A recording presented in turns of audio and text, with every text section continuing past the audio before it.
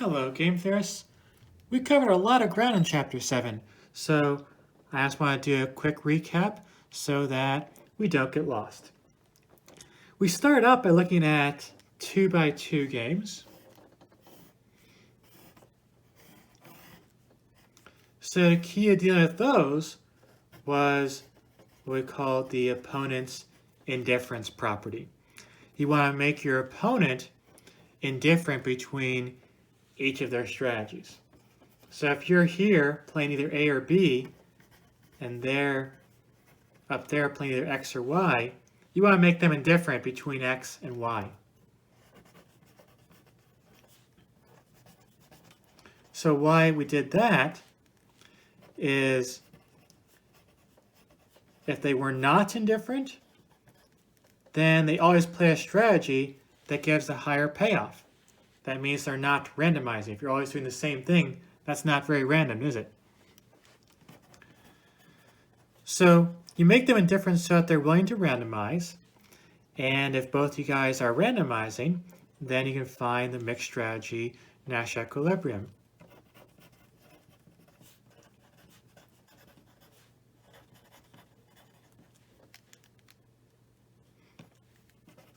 So you want to choose your probabilities here so that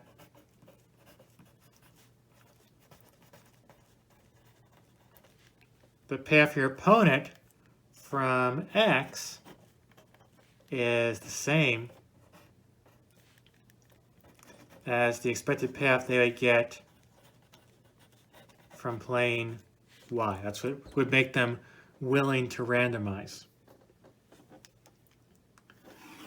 So that's how we dealt with 2x2 games. 3x3 games got more complicated.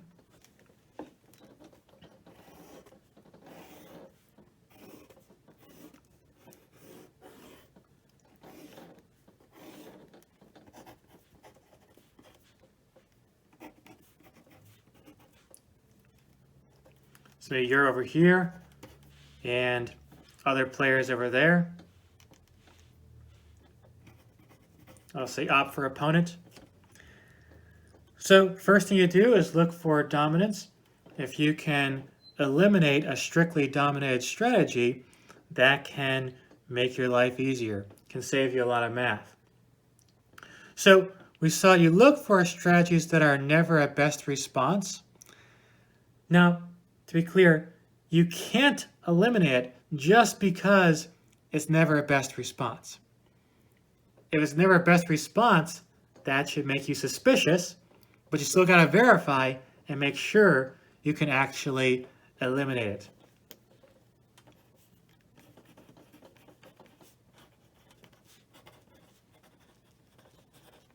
So we had a whole procedure on how to do that.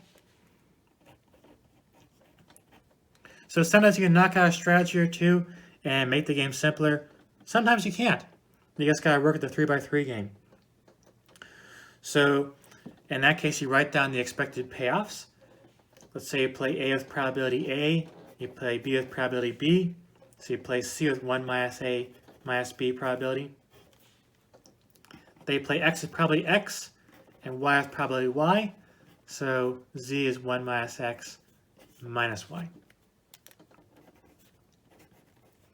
So your expected payoff is going to be, well, we're over here with probability AX. Let's say you're getting 2 or something from that. So you get 2 with probability A times X. And then we're over here. Maybe this is minus 1, just to make up a number. You get minus 1 of probability A times Y. Let's go through the whole table. And you try to maximize your expected payoff by choosing A and B. You control A, you control B. So to maximize, you take partial derivatives and set them equal to 0.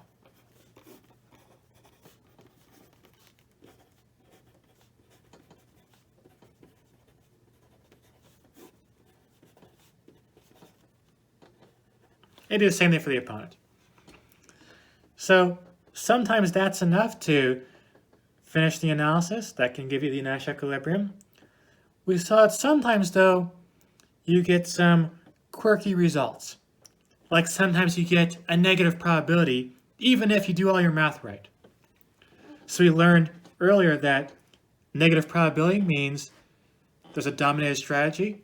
Just got to go back to the previous step and check for dominance. So that's what negative probabilities mean. So don't freak out. You see a negative number, it just means you forgot to check for dominance. The other issue we saw is that 3x2 games also have some quirks. So let's go look at some example 3x2 games.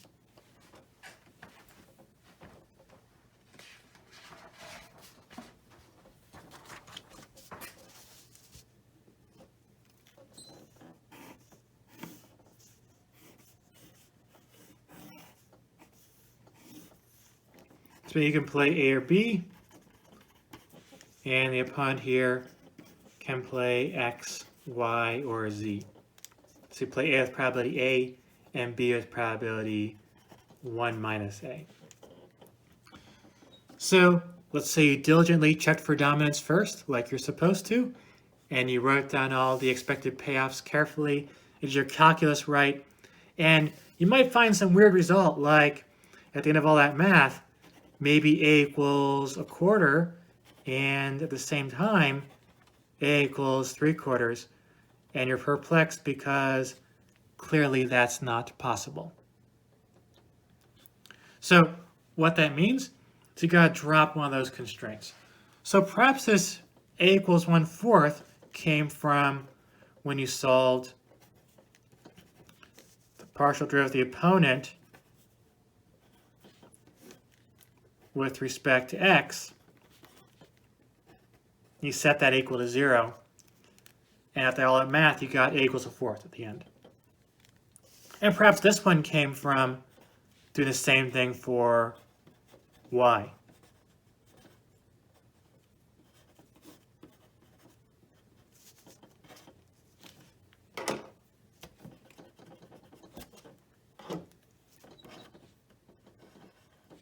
So these two constraints contradict each other. So you can't have both of them. So you could do this.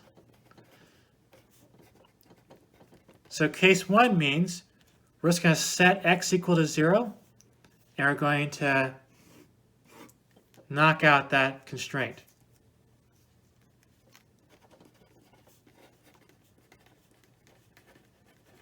So we're going to focus on this one.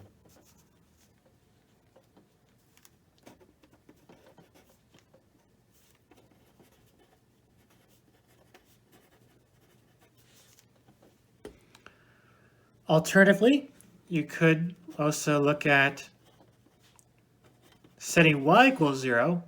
In that case, you get rid of this condition. And you focus on A being 1/4. So you got to check both cases and do your math. And one of them, if not both, should give you a mixed strategy Nash equilibrium. So that's how you navigate some of the quirks you see in these 3x2 games. So there's your very brief guide to what we learned in Chapter 7.